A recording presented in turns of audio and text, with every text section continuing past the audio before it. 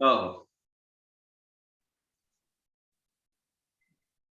नमस्कार, मी डॉक्टर संतोष डागरे, जीवन विकास महाविद्यालय देवग्राम आणि राजे विश्वेश्वरराव कला वाणिज्य महाविद्यालय भामरागड यांच्या संयुक्त विद्यमाने पॅनल डिस्कशनमध्ये सर्वांचे स्वागत करतो.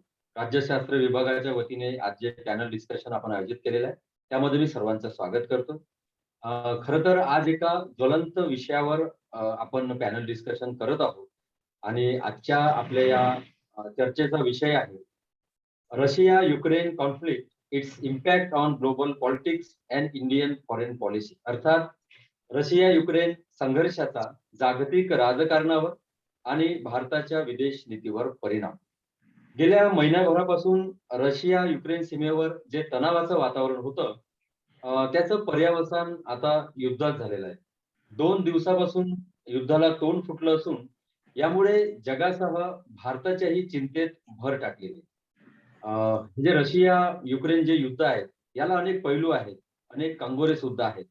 तर हे कंगोरे उलगडण्याकरिता आपण आजच्या या पॅनल डिस्कशनमध्ये 2 अभ्यासू व्यक्तिमत्वांना आमंत्रित केलेलं आहे आणि हे 2 अभ्यासू व्यक्तिमत्व या सर्व विषयावर आपले मत व्यक्त करेल आणि सगळं जग ज्या संघर्षाकडे अगदी डोळे उघडून जे बघत आहेत, की नेमकं याचा परिणाम काय असेल? या संदर्भातले जे काही पैलू आहेत, हे 2 अभ्यासू व्यक्तिमत्व आपल्याला या पॅनल डिस्कशनमध्ये उलगडून दाखवणार आहेत. तर सर्वप्रथम जे पॅनल डिस्कशनमध्ये पॅनलिस्ट आहे, ते आहेत प्राध्यापक विवेकानंदजी नरताम. नमस्कार. विवेकानंदजी नरताम यांचा मी परिचय करून देऊ इच्छितो आपणास. श्यामलाल महाविद्यालय दिल्ली विद्यापीठ दिल्ली येथे राज्यशास्त्राचे सहाय्यक प्राध्यापक म्हणून ते कार्यरत आहेत. आणि नरताम सर आजच्या या पॅनल डिस्कशनमध्ये, या चर्चेमध्ये जागतिक परिप्रेक्ष्यातून बोलणार आहेत. म्हणजे रशिया युक्रेन हा वाद जो आहे, तो जगावर कुठल्या पद्धतीने परिणाम करणारा ठरेल, त्याचे परिणाम काय असेल, या सगळ्या विषयावर एक जागतिक परिप्रेक्ष्यातून ते प्रकाश टाकणार आहेत. सरांचा मी थोडक्यात परिचय करून देऊ इच्छितो आपणास. Centre for democracy, pluralism and human rights या नवी दिल्ली स्थित शोध संस्थेचे सर महासचिव आहेत. वनवासी कल्याण आश्रम दिल्ली चे राज्य प्रचार प्रमुख आहेत. गडचिरोली जिल्ह्यातील दुर्गम अशा भामरागड तालुक्यात त्यांचा जन्म झालेला आहे आणि त्यांचं शालेय शिक्षण अतिदुर्गम अशा कुकामेटा या छोट्याशा गावी झालेलं आहे. भामरागड म्हटलं की नक्षल प्रभावित एक गाव आपल्या समोर येतो आणि अशाच ठिकाणी त्यांचं बालपण गेलेलं आहे आणि शालेय शिक्षण पण झालेलं आहे.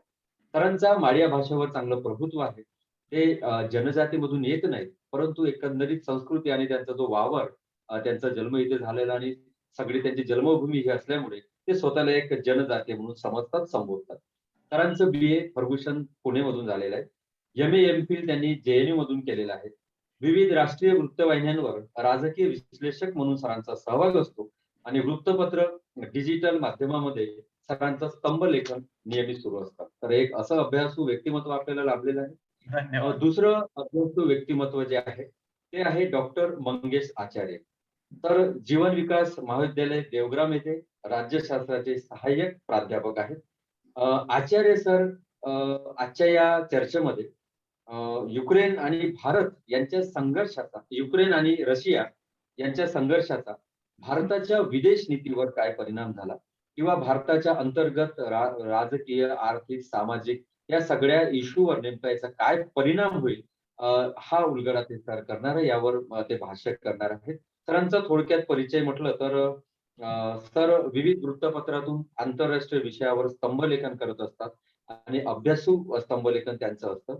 नुकतंच त्यांनी रशिया युक्रेन हा जो वाद सुरू आहे गेल्या महिन्याभरापासून, यावर प्रादेशिक वृत्तपत्रातून अगदी छान एक अभ्यासू विश्लेषण त्यांचं एक गेल्या महिन्याभरापासून सुरू आहे आणि या विषयावर त्यांची चांगली पकड आहे. सर विविध विषयावर त्यांचे व्याख्यान सुद्धा झालेले आहेत आणि राष्ट्रीय आणि आंतरराष्ट्रीय जर्नल्समध्ये अनेक शोध निबंध त्यांचे प्रकाशित झालेले आहेत.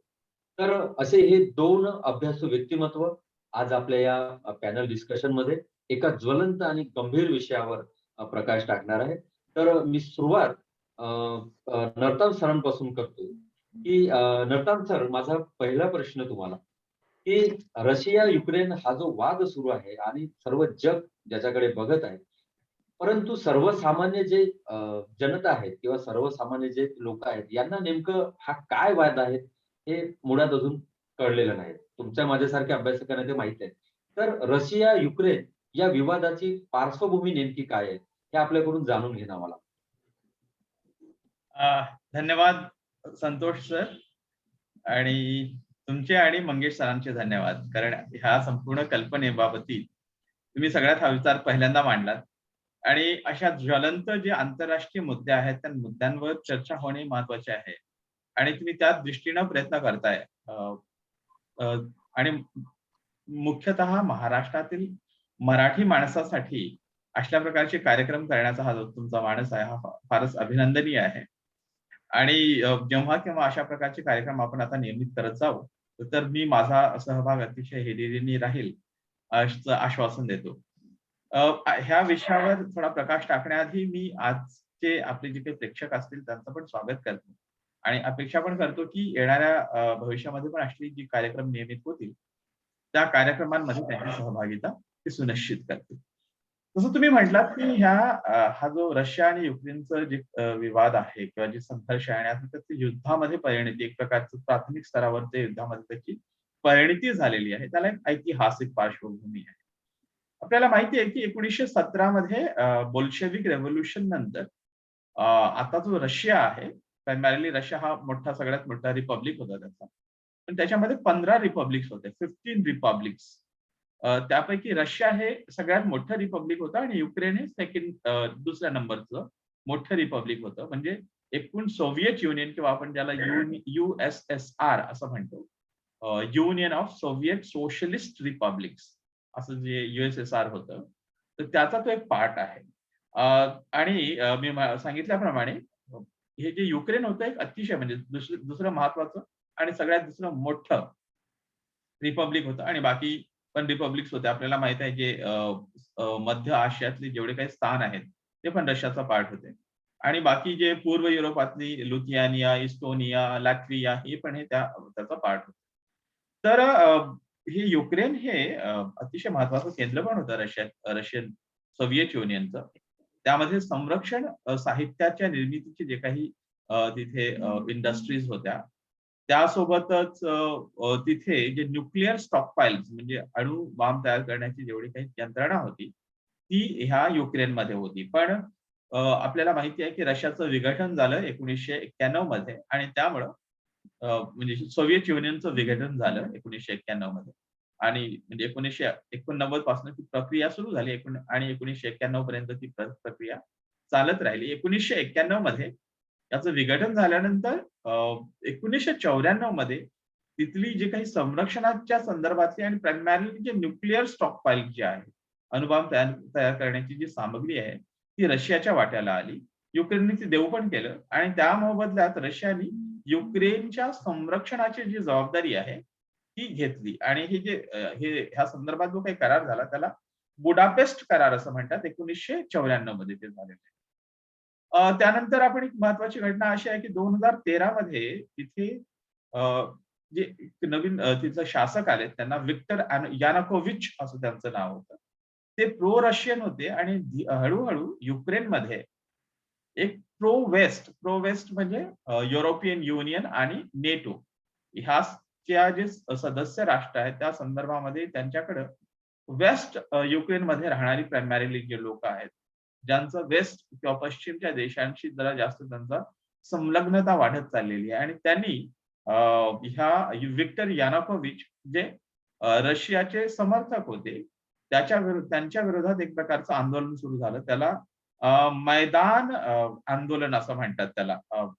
आता मैदान अजिटेशन असं म्हटलं जातं. त्याला इंडिपेंडन्स स्क्वेअर म्हणून आता नाव आहे. आणि 2014 मध्ये झालं असं, की यानुकोव्हिचला आपलं सरकार सोडावं लागलं आणि ते रशियामध्ये पळून गेले आणि तिथे नवीन सरकार आलं. ही एकूण 2013-14 मधली गोष्ट आहे. पण त्याच काळामध्ये मग काय झालं, की आता बघा इथे जिओ पॉलिटिक्स आपण भूराजनीतिक एक एक प्रकारची स्पर्धा वाढताना इथे दिसते, की आपल्याला 1991 मध्ये रशियाचं विघटन झाल्यानंतर जे शीतमहायुद्ध आहे ते संपलं अशा पद्धतीने आपली कल्पना होती. पण वेस्ट प्रायमरली युरोपियन युनियनची जे काही सदस्य राष्ट्र आहेत आणि युनायटेड स्टेट्स आणि नेटो मेंबर्स म्हणजे जवळजवळ हे सगळे नेटो मेंबर्स आहेत. ह्या नेटो मेंबर्सला रशियावर कुरघोडी करणं अजूनही त्यांनी सुरू ठेवली. म्हणजे ते जे प्री किंवा कोल्ड वॉर पॉलिटिक्स जी आहे किंवा कोल्ड वॉर सायकॉलॉजी जी आहे इंटरनॅशनल पॉलिटिक्स मधली, ती अजूनही कायम राहताना दिसते. आणि आपल्याला हे असं बघता येईल, की ह्याचा परिणाम म्हणून रशियाला असं वाटलं, की युक्रेनमध्ये जर इथे युरोपियन युनियन किंवा नेटोचे हे सदस्य झाल्यानंतर अगदी आपल्या दरवाजापाशी नेटोचे फोर्सेस उभे राहतील, अशी त्यांची कल्पना होती. आणि त्यामुळे हे होऊ नये, अ, हा रशियाचा एक मानस आहे. त्या दृष्टीने रशियाने प्रयत्न चालवलेले आहेत. कारण प्रत्येक राष्ट्राला स्वतःची सुरक्षा करण्याची जबाबदारी आहे. स्वतःला सुरक्षा करण्याचं स्वातंत्र्य आहे आणि ते रशियाने इथे केलेलं दिसतं. आणि दुसरी गोष्ट, की आर्थिकदृष्ट्या जरी रशिया फार मोठी शक्ती, महाशक्ती नसेल, पण संरक्षणाच्या दृष्टीने आजही रशिया ही एक जागतिक राजकारणामधली एक मोठी एक महाशक्ती आहे. हे आपल्याला मान्य केलंच पाहिजे. याचाच परिणाम म्हणून 2014 मध्ये त्यांनी काय केलं, की जो क्रिमिया आहे, क्रिमियावर आक्रमण केलं आणि हा जो युक्रेनचा संलग्नित भाग होता आणि त्याला रशियाशी जोडून घेतलं. त्याला म्हणजे एक वेगळं इंडिपेंडंट स्टेट अशा पद्धतीने त्यांनी त्याला मान्यता दिली.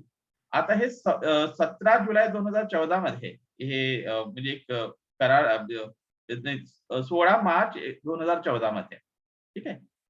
तिथे एक प्लेबिसाइट घेण्यात आली आणि त्या प्लेबिसाइट मध्ये म्हणजे जनमत संग्रह घेण्यात आला आणि त्या जनमत संग्रहामध्ये क्रिमियन लोक जी होती किंवा क्रिमियामध्ये राहणारी लोक ही रशियन वंशाची किंवा रशियन भाषा बोलणारी लोक होती आणि त्या लोकांनी रशियामध्ये सम्मिलित होण्याचं किंवा रशियाच्या आधिपत्याखाली स्वतःचं अस्तित्व जोपासण्याचं स्वीकारलं.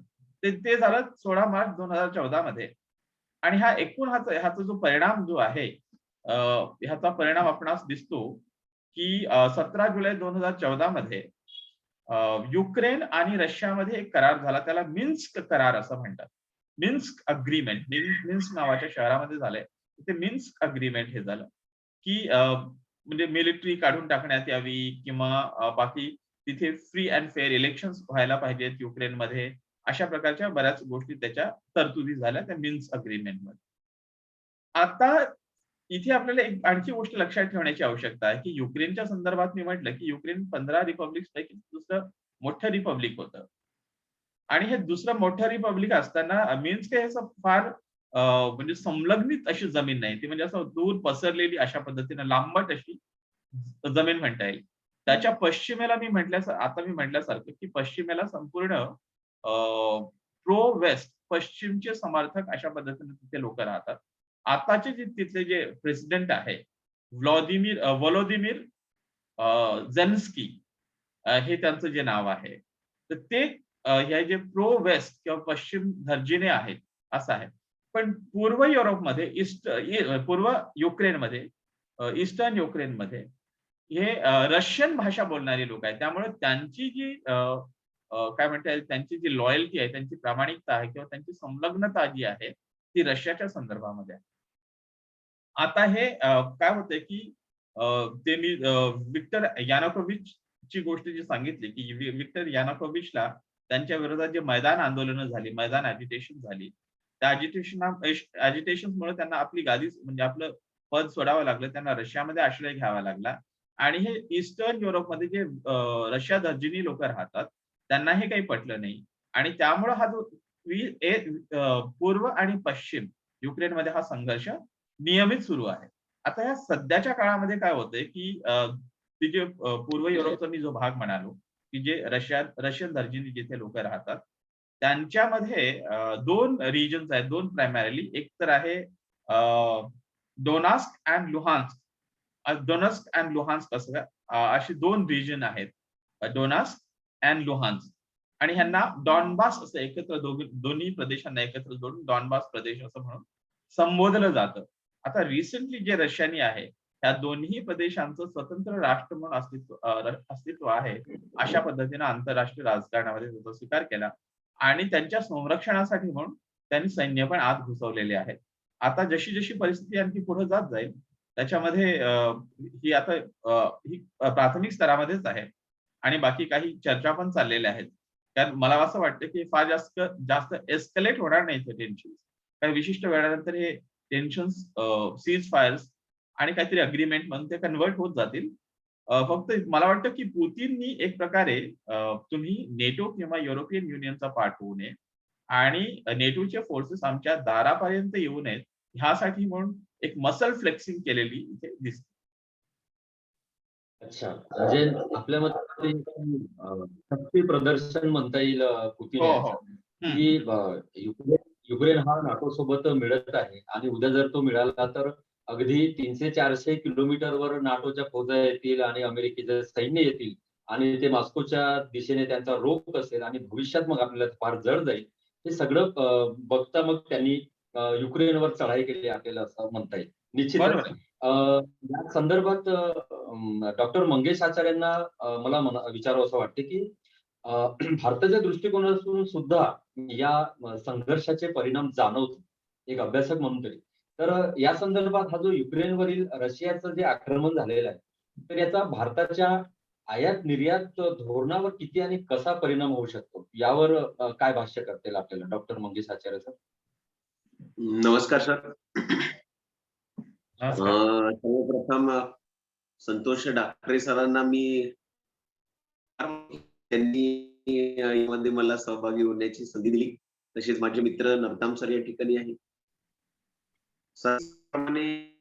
ज्या प्रकारे युक्रेन आणि रशिया संघर्षाचा परिणाम हा जागतिक राजकारणावर होणार आहे आणि तो जागतिक राजकारणावर होणारा परिणाम हळूहळू भारतावर सुद्धा होणार. जसं तुम्ही एक्सपोर्टच्या संदर्भात आपण म्हटलेलं आहे की जवळजवळ आपल्या भारताचा जो आयात आणि निर्याताचा जो व्यवहार आपण रशियाशी करतो तो जवळजवळ 25%.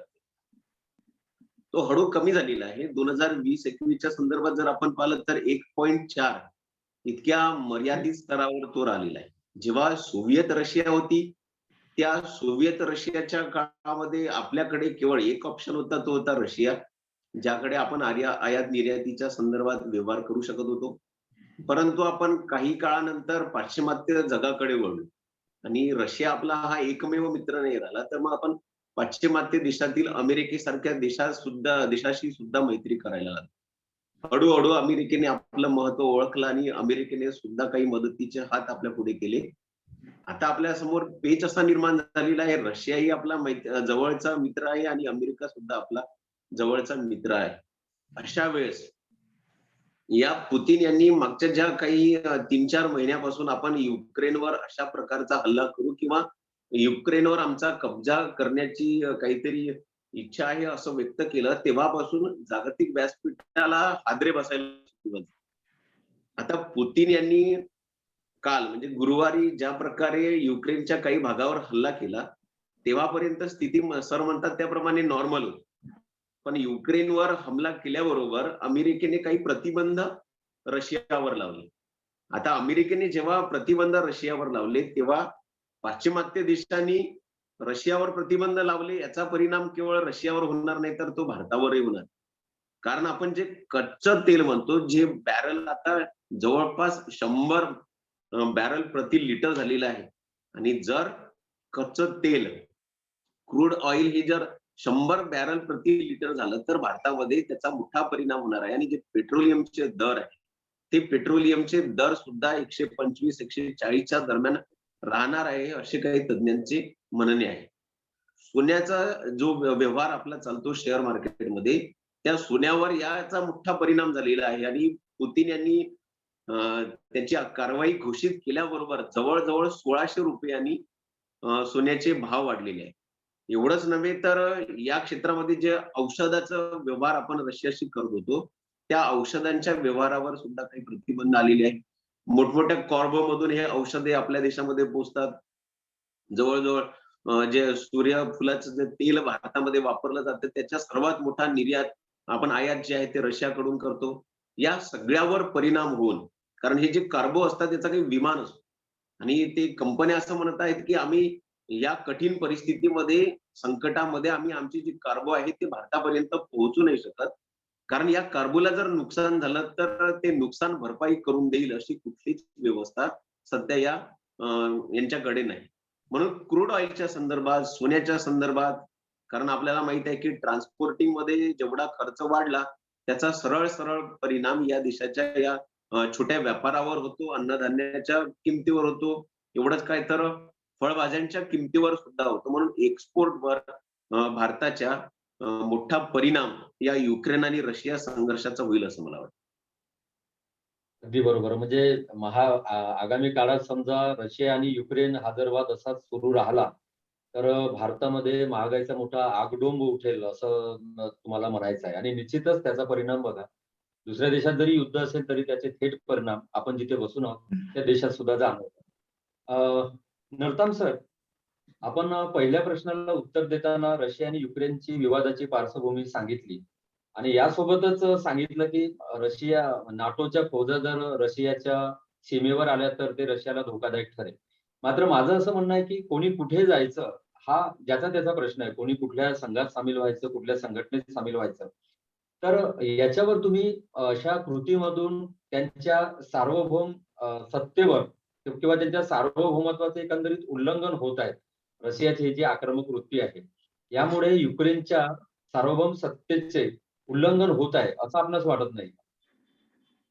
नाही, तत्वतः जर आपण बोलायचं झालं, प्रिन्सिपल्स म्हणून आपण जेव्हा स्टेट किंवा वेस्टफेलिया जो ट्रीटी आहे 1648 वेस्टफेलियाचा करार आपण म्हणतो.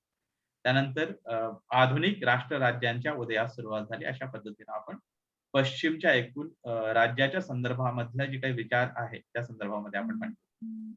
आणि त्यामध्ये जे टेरिटोरियल इंटेग्रिटी म्हणजे प्रादेशिक सार्वभौमत्व त्याला रेकग्नाइज करणं आणि कुठल्याही कोणाच्याही टेरिटोरियल इंटेग्रिटी किंवा टेरिटोरियल सॉव्हरॅनिटी मध्ये, संप्रभुतेमध्ये हस्तक्षेप करू नये असं तत्वतः हे सगळं ठरलं. पण काय 1648 नंतर एक्सपान्शन ऑफ द स्टेट्स नाही झालेत का? म्हणजे आपल्याला माहिती आहे प्रथम विश्वयुद्ध आणि द्वितीय विश्वयुद्ध त्यानंतर हे जे शक्तीचं समतोल आपण किंवा बॅलन्स ऑफ पॉवर असं म्हणतो आपण, हा संपूर्ण प्रोसेसेस सतत होत राहिलेले आहेत. आणि युक्रेनमध्ये जे नेटोचे फोर्सेस किंवा नेटोचा सदस्य बनवण्यासाठी त्यांना जे काही आमंत्रण देणं किंवा त्या दृष्टीनं पश्चिमेतल्या देशांनी प्रयत्न करणे, हे पण एक आंतरराष्ट्रीय राजकारणातली एक कुरघोडी आहे असं मला वाटतं. रशियाला मी म्हणालो ना की मागच्या कॉमेंटमध्ये की आंतरराष्ट्रीय राजकारणामध्ये जे शीतयुद्धाच्या काळातली जी सायकॉलॉजी आहे, जी मेंटॅलिटी आहे, जी मानसिकता आहे, ती अजूनही पश्चिमेच्या राष्ट्रांमध्ये किंवा नेटो आणि युरोपियन युनियनचे काही देश जे नेटोचे पण सदस्य आहेत, नेटोच्या त्या सदस्य राष्ट्रांमध्ये ते अजूनही दिसते. आता बऱ्याचदा जो व्लादिमीर पुतीन आहेत रशियाचे प्रेसिडेंट, ते म्हणतात की मागे जे काही झालं 1999च्या विघटनानंतर आमच्यासोबत आणि जे काही कुरघोडी झालेल्या आहेत, आपल्याला हे माहिती असणं आवश्यक आहे की रशियाच्या अगदी शेजारील जी राष्ट्र आहेत म्हणजे ह्याच्यामध्ये बुल्गेरिया म्हणतो आपण, Bulgaria, Estonia, Latvia, लुथियानिया, Romania, Slovakia आणि स्लोव्हेनिया हे जे काही देश आहेत 2004 मध्ये हे नेटोचे सदस्य झालेली आहेत. 2009 मध्ये अल्बानिया आणि क्रोएशिया हे दोन राष्ट्र 2009 मध्ये नेटोचे सदस्य झालेले आहेत. 2017 मध्ये मॉन्टेनिग्रो आणि 2020 मध्ये नॉर्थ मॅसिडोनिया, संपूर्ण देश जे रशियाला एन्सर्कल करतात, रशियाला अवतीभोवती विळखा घातलेली राष्ट्र म्हणता येईल, तर संपूर्ण राष्ट्रांमध्ये नेटोचे सदस्य झालेले आहेत. युक्रेन अगदीच दारापाशी आहे. ते आपल्याला माहिती आहे 1962 मध्ये आपण क्युबन मिसाईल क्रायसिस, क्युबाचे जे संघर्ष आहे सोव्हिएत युनियन मध्ये आणि युनायटेड स्टेट्स मध्ये जे संघर्ष निर्माण झालं सोव्हिएत युनियन आणि युनायटेड स्टेट्स मध्ये, ते पण शीतयुद्धाची सगळ्यात महत्वाची काय म्हणतात आपण त्याला की उच्चांक असं आपल्याला त्याला म्हणता येईल. म्हणून तत्वतः जे आपण जेव्हा म्हणतो की तत्वतः हे त्यांच्या राष्ट्रीय सार्वभौमत्वामध्ये एक प्रकारचा हस्तक्षेप आहे, आपल्याला मान्य करावा लागेल. पण हे जे आंतरराष्ट्रीय राजकारणामध्ये स्वतःच्या सुरक्षेला सतत प्रयत्न करणं आणि ती सुरक्षा कायम राहील आणि आपण कधीही आपली केविलवाणी अवस्था किंवा त्याला वल्नरेबल आपल्याला आंतरराष्ट्रीय राजकारणामध्ये होता येणार नाही, ह्या दृष्टीने प्रयत्न केले जातात. आता आणि पुतीन जेव्हापासनं, कारण पुतीन एक काय म्हणतात मंझाहुआ इंटरनॅशनल पॉलिटिक्सने आंतरराष्ट्रीय राजनीती में मंझाहुआ खिलाडी असं आपण ज्याला म्हणतो, एक मुरलेला मुत्सद्दी आणि खेळाडू आपण म्हणता येईल तशा पद्धतीचे आहेत. त्यामुळं त्यांना त्या ज्या इंटरनॅशनल पॉलिटिक्स मधल्या ज्या वल्नरेबिलिटीज आहेत ते वल्नरेबिलिटीज त्यांना मान्य करायचे. आणि दुसरी गोष्ट, आपण आंतरराष्ट्रीय राजकारणामध्ये, कारण माझं MA आणि MPhil इंटरनॅशनल रिलेशन्स मध्ये झाले, तर थोडी ग्राउंडिंग माझी इंटरनॅशनल रिलेशन्सच्या थ्योरीच्या संदर्भामध्ये आहे. आणि ह्या संपूर्ण प्रक्रियेमध्ये मला मी जे वास्तववाद किंवा रिअलिझम आपण ज्याला म्हणतो, त्या रिअलिझमवर माझा विश्वास आहे. आणि जे मॉडर्न रिअलिझम जे आहे त्याच्यापैकी केनेथ वॉल्टचं आपल्याला नाव माहिती आहे, आणि त्याच्यामध्ये एक रिअलिझमच्या कॉन्सेप्टला आणखी डेव्हलप करणाऱ्यांपैकी एक अमेरिकन युनिव्हर्सिटीमध्ये शिकवणारे प्रोफेसर आहे, त्यांचं नाव आहे जॉन मेअरशायमर. जॉन मेअरशायमर यांचं एका युनिव्हर्सिटीमध्ये एक फेमस लेक्चर आहे. ते म्हणाले की युक्रेनचं जे क्रायसिस आहे हे वेस्टनी तयार केलेलं, वेस्ट म्हणजे पश्चिमेची फॉल्ट लाईन आहे, त्यांचं ते चुकी आहे. का? तर तुम्ही रशियाच्या दाराशेजारी जाऊन तुम्ही नेटोचं म्हणजे युक्रेनला नेटोचं सदस्य बनवू इच्छिता, युरोपियन युनियनचं सदस्य बनवू इच्छिता. आणि कारण युक्रेन हा काही फार जास्त विकसित राष्ट्र नसल्यामुळं युरोपियन युनियनचं सदस्य होण्याचं जर त्यांना आमिष दाखवलं तर त्यांना तिकडे जाऊन आपल्याला आपली प्रगती करता येईल, आर्थिक प्रगती करता येईल, म्हणून त्या दृष्टीने ते प्रयत्न करू शकतात. मला असं म्हणायचं याला अनुषंगून एक प्रश्न मला विचारावासा वाटतो की प्रत्येक राष्ट्राला आपलं हित साध्य करणं, जोपासणं हे तर आलंच, मात्र त्यासाठी चर्चेचे सुद्धा माध्यम असू शकतात. चर्चेचं माध्यम न स्वीकारता एकदम तुम्ही एखाद्या देशावर अटॅक करता, एखाद्या आपल्या तुलनेनं फार छोट्या असलेल्या देशावर, आणि त्याला एक भीती दाखवून आपलं म्हणणं मान्य करायला लावतं, ही कृती कितपत आपल्याला योग्य वाटते रशियाची? नाही नाही, म्हणजे आता त्याला international politics is not led by morality. आंतरराष्ट्रीय राजनीती ही नैतिकतेच्या आधारावर चालवली जात नाही. त्याच्यामध्ये इंटरनॅशनल पॉलिटिक्स मध्ये देर इज काय म्हणतात त्याला की एकच कॉन्स्टंट गोष्ट आहे, आणि ते म्हणजे तुमचे स्वहित, सेल्फ इंटरेस्ट. आणि त्यामुळं रशिया जे काही करतोय, म्हणजे हे जे नेटोचे फोर्सेस जे काही करतात आहे, म्हणजे आंतरिक ढवळाढवळ जे काही करतात आहे किंवा सदस्य करण्याचा प्रयत्न करतात आहे, ते पण काही फार मोठ्या मोरॅलिटीच्या प्रिन्सिपलनी करत नाहीये. त्यांना अजूनही मी म्हटलं ना की जे कोल्ड वॉर मेंटॅलिटी जी आहे, ती शीतयुद्धाची जी मानसिकता आहे ती अजूनही त्यांच्यामध्ये कायम आहे. आणि त्यामुळं रशिया हे जे काही करतोय, मला असं वाटतं, जॉन मेअरशायमरचं मी उदाहरण सांगत होतो, ते का ह्याच्यामध्ये म्हटलेत की अशा पद्धतीनं तुम्हाला जर असं वाटत असेल की 21st सेंचुरी जी आहे, 1991 मध्ये रशियाचा कोलॅप्स झाल्यानंतर फक्त आंतरराष्ट्रीय राजनीतीमध्ये फक्त एकच ध्रुव आहे, आणि ते ध्रुव कोणाच्या नेतृत्वाखाली चालतं? ते अमेरिकेच्या नेतृत्वाखाली चालतं. त्यामुळे इंटरनॅशनल पॉलिटिक्स ही एक ध्रुवीय किंवा युनिपोलर झालेली आहे, आणि ते स्टेटस को कायम ठेवायला पाहिजे. आणि त्यामुळे रशियाला सतत आपण आपल्या कैचीमध्ये पकडून ठेवायचं आणि त्याला आपल्या तावडीतनं बाहेर जाऊ द्यायचं नाही. अशा पद्धतीने तुम्ही जर कुरघोडी करत असाल तर रशिया, पण मी म्हटलं की militarily Russia is still a power to reckon with in international politics. आंतरराष्ट्रीय राजनीतीमध्ये रशिया एक महत्वाची शक्ती आहे, आणि त्यामुळे रशिया पण काही स्वस्त बसणार नाही. मला असं वाटतं ह्या संदर्भात. अगदी अगदी बरोबर. डॉक्टर मंगेश आचार्य सर, आपण सांगितलं की हे जे रशिया युक्रेनचे वाद सुरू आहेत याचे भारताच्या आयातीवर कसे परिणाम होणार. मी एक त्याला अनुषंगून एक प्रश्न विचारतो आणि त्याचं थोडक्यात उत्तर मला अपेक्षित आहे, आणि त्यानंतर मग मी दुसऱ्या पद्धतीचा प्रश्न आपल्याला विचारू इच्छितो. तर या संघर्षामुळे भारतीय अर्थव्यवस्था कशी प्रभावित होऊ शकते यावर थोडंसं भाष्य करा तुम्ही, आणि त्यानंतर मग मी एक दुसऱ्या स्वरूपाचा प्रश्न तुम्हाला विचार. Doctor Mangesh sir. Doctor Mangesh sir. मगाशी जो मी मुद्दा मांडला की आपण एक्सपोर्टवर जसा भारतावर परिणाम होणार आहे, तशीच अर्थव्यवस्था सुद्धा डळमळीत होण्याची जी संभावना आहे ती संभावना या ठिकाणी आपल्याला दिसून येते. म्हणजे जसं मी म्हटलं की कच्च्या तेलाच्या किमती ह्या वाढणारच आहे, परंतु आपला सर्वात जास्त भागीदारी रशियाच्या संदर्भात कशाची आहे, तर ती आहे रक्षाची जी साधनं आहे, संरक्षणची साधनं आहे, ती संरक्षण साधनं आपण रशियाकडून जास्त प्रमाणात मागवतो. आणि आता आपण पाहिलं की जे SI-1 जे 400 आपण प्रकारचं जे विमान आहे ते रशियाकडून घेणार होतो, त्या संदर्भातचा सौदा अटकून पडू नये. आणि जर एकीकडे युक्रेन आणि रशियाचा हा संघर्ष बराच काळ लांबला तर असे रक्षा सौदे जे आहे ते रक्षा सौदे थोडे त्याला ब्रेक लागण्याची शक्यता आहे.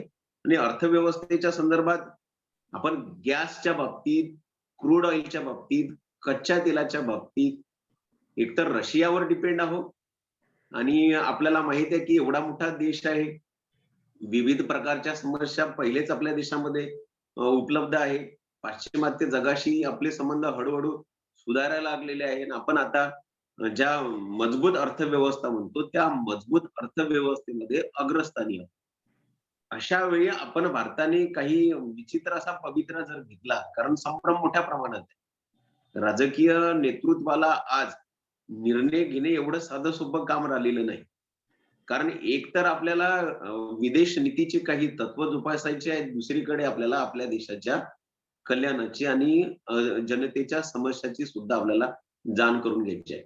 या एका निर्णयाने आपण पाहिलेलं आहे की आपल्या देशाचं जो शेअर मार्केट आहे ते शेअर मार्केट पूर्णतः गडगडलेलं आहे. आपला रुपया जो आहे तो रुपया खाली आलेला आहे आणि तो रुपया खाली आल्या असल्यामुळे आपली जी आर्थिक पत आपण म्हणतो ती आर्थिक पत सुद्धा आपल्या त्या 3 तासाच्या निर्णयामध्ये भारताचं जे नुकसान झालेलं आहे ते कोटी आहे. या उद्योगपती भारताचे आहेत ज्यांच्या या व्यवसायाला फटका लागलेला आहे. म्हणून हे जे युक्रेन आणि रशियाचा संघर्ष आहे तो युक्रेन रशियाचा संघर्ष केवळ त्या देशापुरता मर्यादित नाही तर त्या संघर्षाने भारताच्या अर्थव्यवस्थेसमोर मात्र मोठं आव्हान उभं केलेलं आहे. हळूहळू आपण त्या चर्चेतून ते आव्हान कशा प्रकारचं आहे ते जाणून घेणारच आहोत. म्हणून आपण अनेक मुद्द्यांना या ठिकाणी हात लावणार आहोत. पुढचं जे सत्र आहे ते पुढचं सत्र आपण या चर्चेमध्ये ते मुद्दे आपण घेऊ शकतो. अगदी बरोबर. एक याला अनुषंगून एक प्रश्न आहे, की क्रिमियाच्या वेळी जेव्हा क्रिमियाचा एक कॉन्फ्लिक्ट तयार झालेलं तेव्हा भारताने रशियाचं समर्थन केलेलं. पण यावेळेस मात्र भारताचा असा काही स्टँड आपल्याला दिसून येत नाही. तर नेमकं म्हणजे यामागे काय भूमिका असेल भारताची, की असं प्रत्यक्षपणे रशियाचं समर्थन पण करू शकत नाही तो किंवा युक्रेनच्या बाजूने पण तो उभा राहत नाही. याबद्दल काय म्हणतील आपल्याला?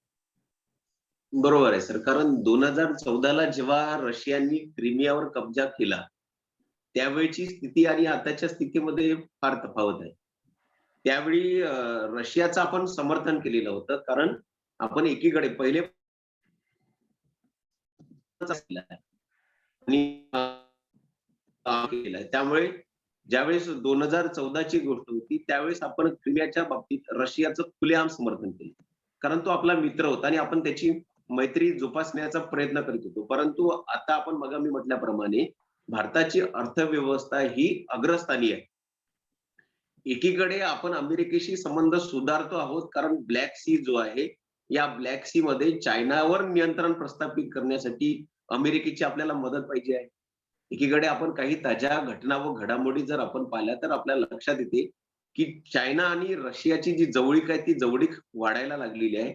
मला वाटते आपला हा मीटिंगचा जो वेळ आहे मी तेच म्हणतो, की अगदी आपण आता हे 1 मीटिंग मिनिट आहे. संपल्यावर तुम्ही 1 मिनिटामध्ये म्हणजे अर्ध्या आणि अर्ध्या म्हणजे हा आपला मिनिटामध्ये पहिला भाग समजूया. आपण उर्वरित प्रश्न आपण दुसऱ्या भागात घेऊया. या या मीटिंगच्या या पहिल्या भागाच्या शेवटी मला एक नर्तन सरांना बस थोडक्यात प्रतिक्रिया यांची हवी आहे, की हा रशियन युक्रेन वादाचे नेमके जागतिक राजकारणावर काय परिणाम होतील यावर एका मिनिटात आपली प्रतिक्रिया अपेक्षित आहे. जागतिक राजकारणामध्ये म्हणायचं झालं की हा जरासा मोठा विषय आहे. आपण पण मला असं वाटतं की जी कोल्ड वॉर पॉलिटिक्स नंतर आता जसं म्हटलं की ते युनिपोलर वर्ल्ड झालं असं आपल्याला एक भ्रम होता, इल्युशन होता किंवा राहिला पण आहे तो एका काही विशिष्ट काळापर्यंत.